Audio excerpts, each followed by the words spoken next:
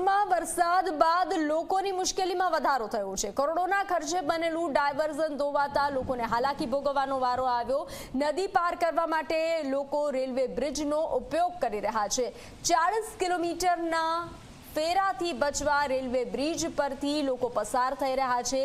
જાગૃત નાગરિકે વિડીયો બનાવી અને વાયરલ કર્યો છે। મહત્વનું છે કે છોટાઉદેપુર જિલ્લાના નેશનલ હાઈવે પર સિહોદ પાસે બારજ નદી પર 4 કરોડના ખર્ચે બનેલું ડાયવર્ઝન ધોવાયું છે। ડાયવર્ઝન ધોવાતા બારજ નદી પાર કરવા માટે લોકો રેલવે બ્રિજનો ઉપયોગ કરતા નજરે પડ્યા છે। ડાયવર્ઝન સિવાય નદી પસાર કરવા માટે 40 કિલોમીટરનો આટો ફરવો પડે છે। તો આ દ્રશ્યો આપ જોઈ રહ્યા છો। વધુ વિગતો સાથે સંવાદદાતા હકીમ જોડાઈ ચૂક્યા છે। હકીમ, આ દ્રશ્યો સામે આવ્યા છે, લોકો જીવના જોખમે પસાર થતા નજરે પડ્યા છે, હાલાકીના દ્રશ્યો, શું વધુ વિગતો?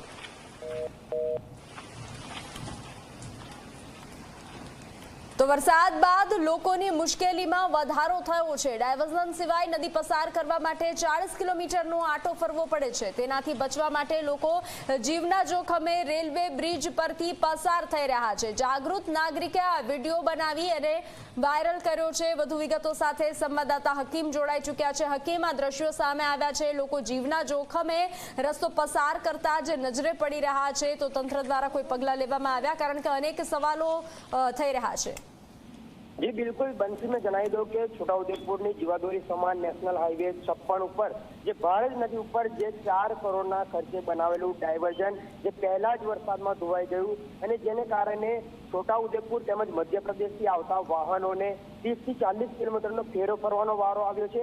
તેમજ પાવી જેતપુર છોટાઉદેપુરથી બોરેલી તરફ જે શાળાએ કાં તો અન્ય કોઈ કામગીરી માટે જતા લોકોને ભારે મુશ્કેલી પડી રહી છે, જેને લઈને આ એક જાગૃત નાગરિક દ્વારા જે વિડીયો બનાવ્યો છે અને રેલવે ટ્રેક ઉપરથી તેઓ પસાર થઈ રહ્યા છે, ચાલતા પસાર થઈ રહ્યા છે। કોઈ ટ્રેન આવે અને જાનહાનિ થાય તો જવાબદાર કોણ, તે પણ એક સવાલ ઉભો થયો છે। પરંતુ જે પ્રમાણે આ જે ડાયવર્ઝન ધોવાઈ ગયું છે, પહેલા જ વરસાદની અંદર 4 કરોડનું જે ડાયવર્ઝન ધોવાઈ ગયું છે, જેને લઈને તંત્ર સામે અનેક સવાલો ઉભા થયા છે।